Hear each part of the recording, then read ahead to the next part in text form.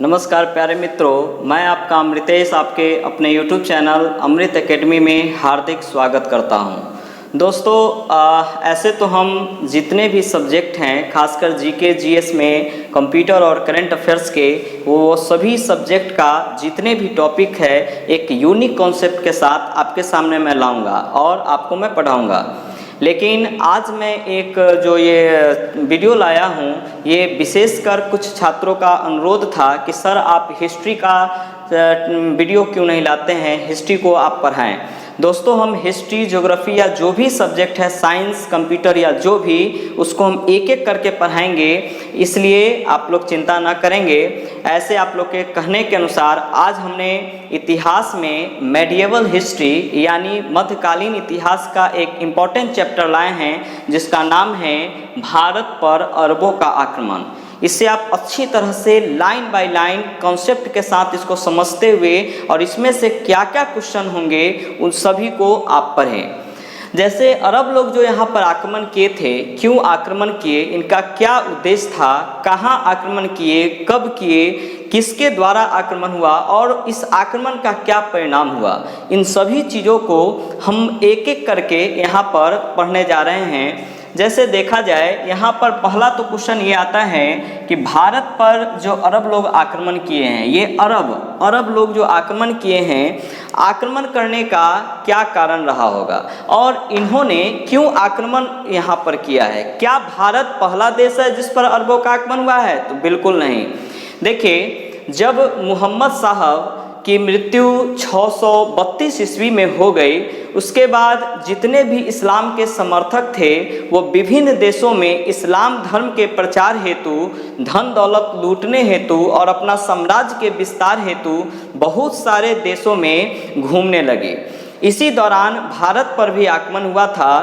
तो यहाँ पर एक आपसे क्वेश्चन कभी पूछ दिया जाए कि अरबों ने भारत से पहले कुल कितने देशों पर आक्रमण किया था, तो रखेंगे ध्यान कि भारत से पहले अरबों ने कुल 5 देशों पर आक्रमण किया था। यानी अरब लोगों का अरबों का भारत से पहले का मतलब है भारत पर जो आक्रमण किए हैं, इससे पहले कितने देशों पर आक्रमण किए थे। तो भारत से पहले 5 देशों पर आक्रमण हुआ था। कितने देश? 5। यानी क्वेश्चन आपसे पूछा जाए कि भारत से पहले कुल कितने देशों पर अरबों का आक्रमण हुआ है, तो याद रखेंगे 5। और 5 में कौन कौन देश हैं जिस पर इसने आक्रमण किया है, तो रखेंगे याद। एक हो जाएगा सीरिया, दूसरा हो जाएगा मिस्र, तीसरा हो जाएगा उत्तरी अफ्रीका, चौथा हो जाएगा स्पेन और 5वां हो जाएगा ईरान। यही 5 देश है। और छठा देश कौन हो गया? तो भारत। यानी इसको 2 तरीके से पूछा जा सकता है कि भारत से पहले अरबों ने कुल कितने देशों पर आक्रमण किया, तो 5 देश। 5 देश कौन कौन होंगे? तो एक है सीरिया, दूसरा मिस्र, तीसरा उत्तरी अफ्रीका, चौथा स्पेन और 5वां ईरान। दूसरा तरीका हो सकता है कि भारत पर जो अरबों का आक्रमण हुआ है, भारत कैमा देश था जिस पर अरबों ने आक्रमण किया है। तो कितने देश पहले थे? 5, और कैमा देश हो गया भारत, 6। यानी कि छठा देश है भारत जिस पर अरबों का आक्रमण हुआ है। अब आता है क्वेश्चन, ये जो आक्रमण जो हुआ है भारत पर, तो भारत पर कहाँ पर आक्रमण हुआ है? तो दोस्त याद रखिएगा, एक कॉमन हम आपको कॉन्सेप्ट बता रहे हैं। भारत पर आप दिमाग लगाएंगे कि भारत पर कहाँ से आक्रमण हो सकता है जनरली। तो देखिए, जैसे यहाँ हम बता रहे हैं, जैसे ये है भारत, इधर में उत्तर है, दक्षिण है, इधर है पूरब और इधर है पश्चिम, नॉर्थ, साउथ, ईस्ट और वेस्ट। आप खुद बता सकते हैं, उत्तर में यहाँ से यहाँ तक है हिमालय, ठीक है। दूसरा, इधर है बंगाल की खाड़ी और इधर है हिंद महासागर और यहाँ हो गया अरब सागर। हम ये भारत का चौहद्दी भी बताएंगे, लेकिन अभी हम कुछ क्लू आपको बता दे रहे हैं जिस कारण आप किसी भी आक्रमण को आसानी से पकड़ सकते हैं कि किधर से आक्रमण किसी ने किया होगा। जैसे देखिए हिमालय, दोस्तों उत्तर में हिमालय है। क्या अगर कोई आपसे कहे कि छत पर चढ़ जाइए और ऊपर से कुदुक के मार के आप फिर चल आइए 10 आदमी को, क्या यह संभव है? हो सकता है कि संभव हो, लेकिन इसी में अगर कह दिया जाए कि पहाड़ पर चढ़ के तब जो है सो मार के चलाइए, तो ये आपको एक तरह का इम्पॉसिबल टर्म है। तो आप खुद बताइए, क्या यह हिमालय को क्रॉस करके कोई आ सकता है मार करने? बिल्कुल नहीं आएगा। इसलिए उत्तर से कभी भी आक्रमण नहीं हो सकता है, और इसलिए कहा जाता है कि भारत की रक्षा उत्तर से कौन करता है? हिमालय। यानी कभी भी उत्तर से आक्रमण नहीं हो सकता है। दूसरा चीज है, अब आता है बंगाल की खाड़ी जो पूरब में है, ये आपका पानी का क्षेत्र है। दोस्तों इतने भी दुश्मन चालाक नहीं हैं। उस समय जिस समय आक्रमण हुआ था उस समय आजकल तो टेक्नोलॉजी भी है, लेकिन उस समय उस तरह का टेक्नोलॉजी भी नहीं था, और इसी कारण इतना हिम्मत भी नहीं कि तैरते हुए आवे और मार के चल जावे क्या। इसलिए इधर से भी हम लोग पानी के कारण सुरक्षित जोन में हैं। दूसरा, ये तो छोटा पानी का क्षेत्र है, इधर है हिंद महासागर। जब खाड़ी को नहीं पार कर सकता है तो महासागर को पार करना कोनो के औकात है जी? इसलिए रखिएगा हम लोग इधर से भी सुरक्षित है, और यही जो है इस कोना तक, यानी कि साउथ वेस्ट का जो कोना है यहाँ तक अरब सागर भी है। इसलिए इधर से जो बताए हैं, इधर से हम लोग के तरफ जो है आक्रमण जनरली नहीं होता है, और प्राचीन काल में तो और नहीं हुआ है। अब बचा कौन? तो ये वाला जो क्षेत्र है, इधर जो है ऐसे यहाँ से यहाँ तक, यानी कि उत्तर से दक्षिण तक का जो क्षेत्र है वो है सिंधु नदी का क्षेत्र माना गया है। सिंधु नदी का क्षेत्र है, जो यही जो है पाकिस्तान में भी है, और यही पाकिस्तान के साथ सिंधु नदी का समझौता भी भारत का है। 1960 में सिंधु जल समझौता हुआ था भारत पाकिस्तान के साथ, और यही जो है सिंधु नदी जो है खासकर इधर से है, और यही अरबवासी जो है इधरे से खास कर आए थे। इधर से मतलब कौन दिशा हो गया? तो उत्तर पश्चिम का दिशा। एग्जैक्ट पूछेगा कि अरबों का भारत पर आक्रमण किस दिशा से हुआ है, तो एग्जैक्ट रखेंगे ध्यान कौन दिशा है, तो उत्तर, ठीक है, पश्चिम दिशा। लेकिन जनरली अप्रॉक्स में सीधे पूछा जाता है दिशा पूरब पश्चिम उत्तर दक्षिण, तब आप लोग एग्जैक्ट में अप्रॉक्स में क्या मार सकते हैं, तो वेस्ट में, यानी कि पश्चिम से आक्रमण हुआ है। अब देखिए यही जो अरब लोग जो इधर से आक्रमण किए थे, तो कौन नदी पड़ रहा है? सिंधु नदी, और इसी सिंधु नदी को अरबवासी कहा करते थे हिंदू या हिंद। इसलिए एक क्वेश्चन आपका हो गया इंपॉर्टेंट कि हिंद या हिंदू शब्द किसने दिया है पहली बार, तो अरब के लोगों ने या अरबवासियों ने। ये इंपॉर्टेंट क्वेश्चन हो गया कि हिंद या हिंदू शब्द अरबवासियों ने दिया है या अरब के लोगों ने दिया है। सिंधु नदी को अरबवासी क्या कहा करते थे, तो हिंद या हिंदू कहते थे। ये भी रखेंगे ध्यान। अब बताइए भारत पर जो अरबों का आक्रमण हुआ है किस जगह पर, तो यही सिंधु नदी का जो क्षेत्र था। इसलिए हम लोग भारत पर अरबों का जो आक्रमण जो टॉपिक दिए हैं, इसी को हम लोग कह सकते हैं क्या, तो सिंध पर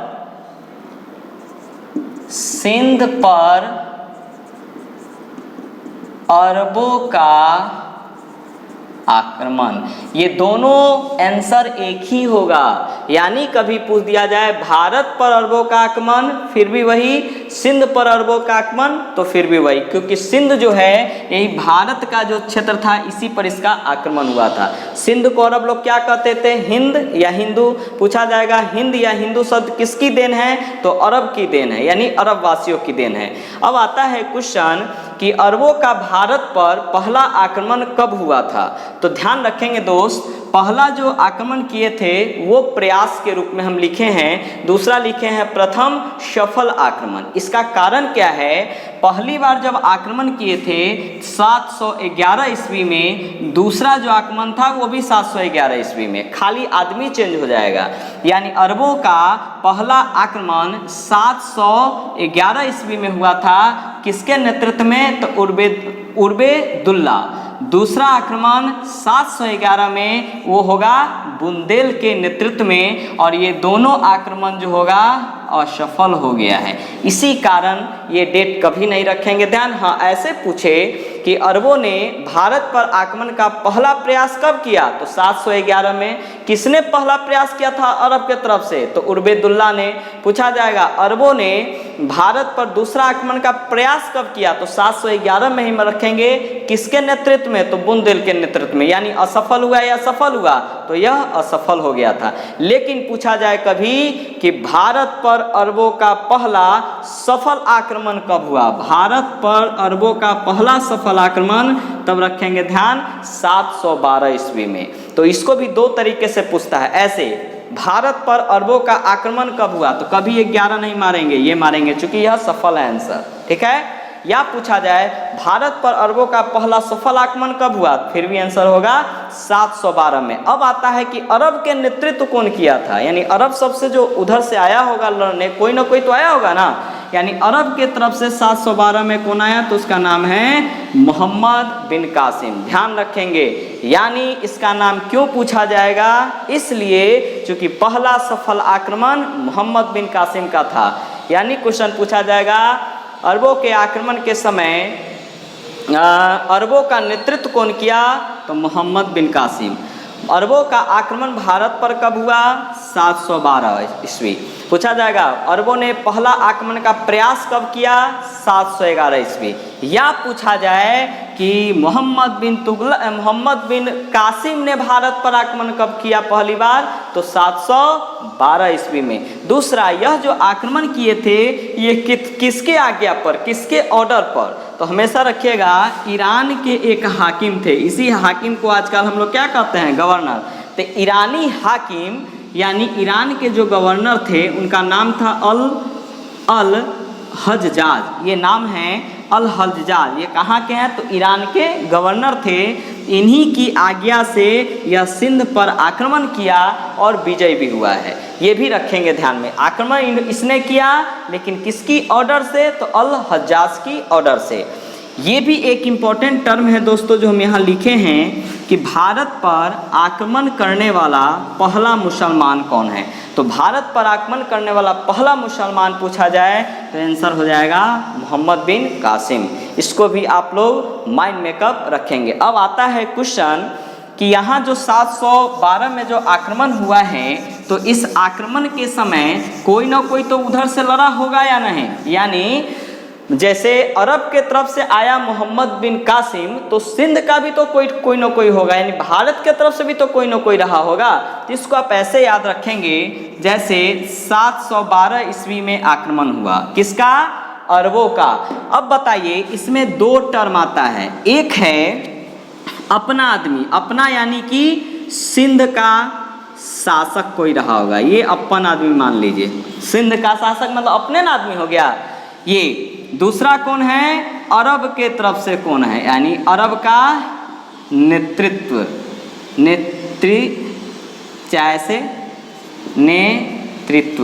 करता। तो अरब के तरफ से तो अभी जस्ट हम लिखाए क्या है, मोहम्मद बिन कासिम थे, कासिम है ना है।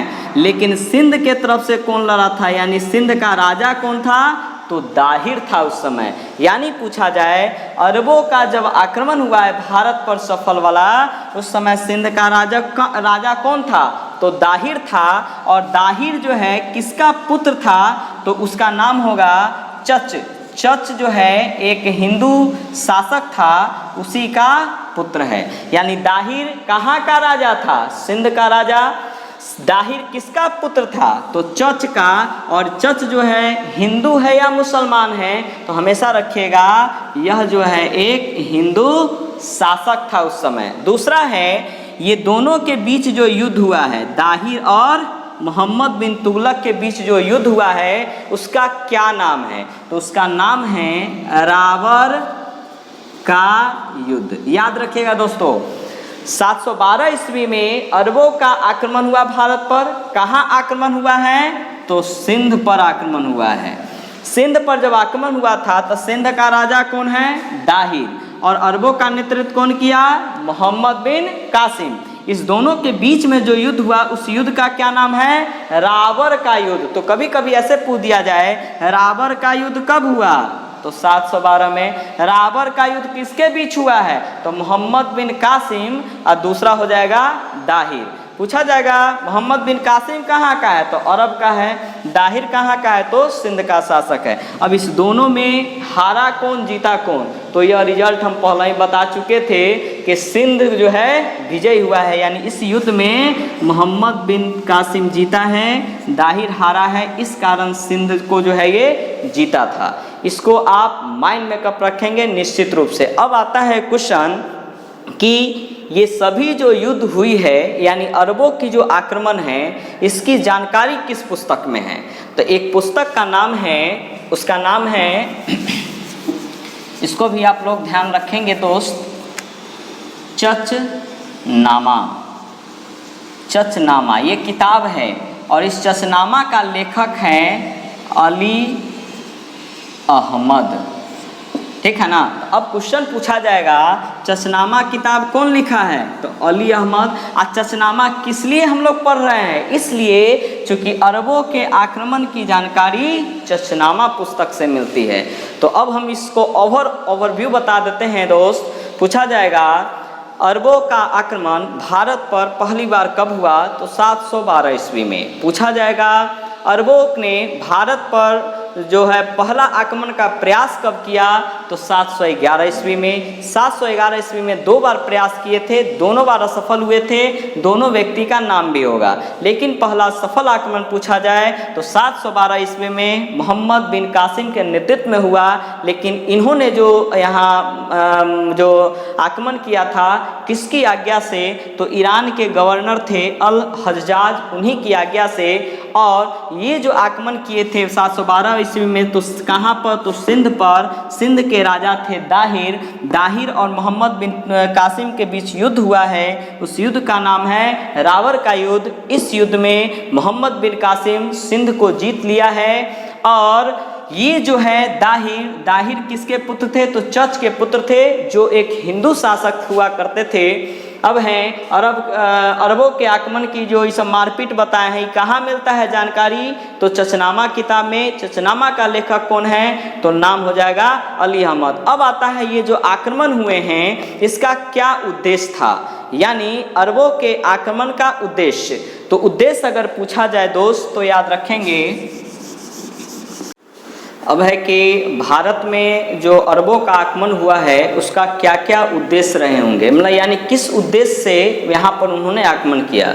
तो उद्देश्य था भारत में इस्लाम धर्म का प्रचार करना, यानी भारत में इस्लाम का प्रचार करना। दूसरा है भारत में साम्राज्यवाद का विस्तार करना, यानी कि बहुत सारे क्षेत्र में इस्लाम धर्म को बढ़ावा देना।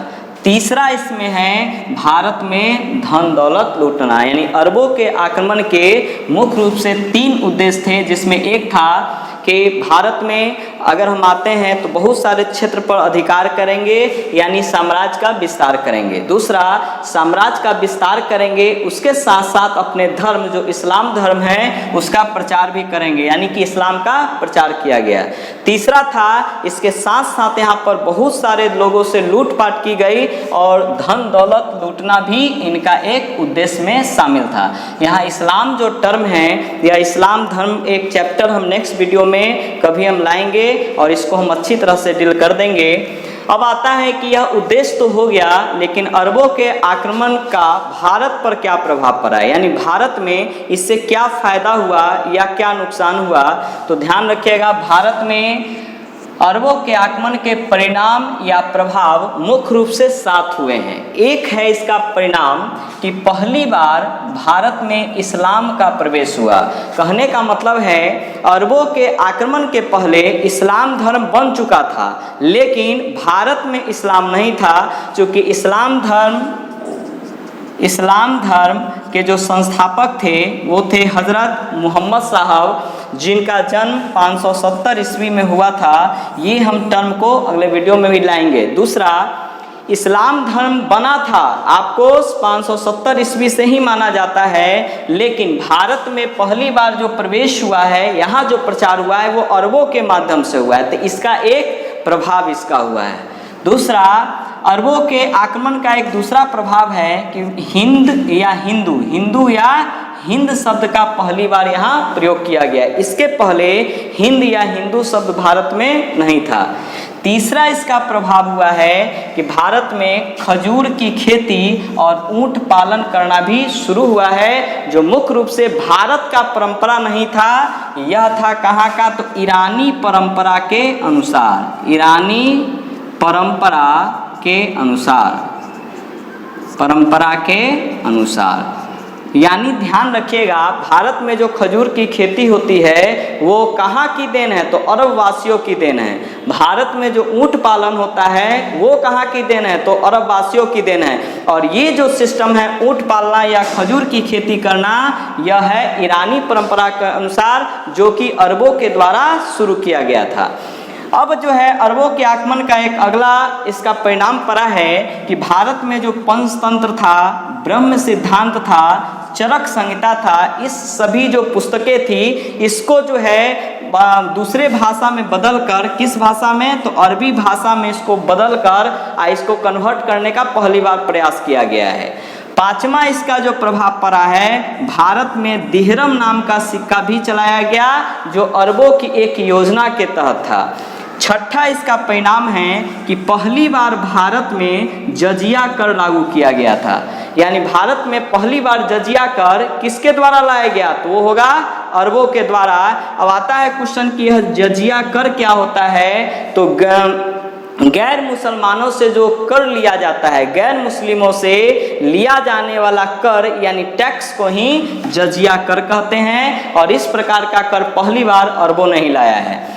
और एक सातवां इसका परिणाम है कि भारत में खगोल शास्त्र का भी विस्तार हुआ है। यानी खगोल के क्षेत्र में भी बहुत सारे यहाँ मतलब कि प्रयोग किए गए, इसका एक अच्छा परिणाम भी रहा है। तो इसमें सभी का सभी इम्पोर्टेंट है, इसको आप ध्यान रखेंगे और इस तरह का वीडियो हम हमेशा लाएंगे। अगर आपको यह अच्छा लगे तो लाइक सब्सक्राइब करें और साथ ही इसे शेयर करें, जिससे आपको बहुत अच्छा से कॉन्सेप्ट मिलेंगे और आपके द्वारा दूसरे को भी इनका फल प्राप्त हो। इसके लिए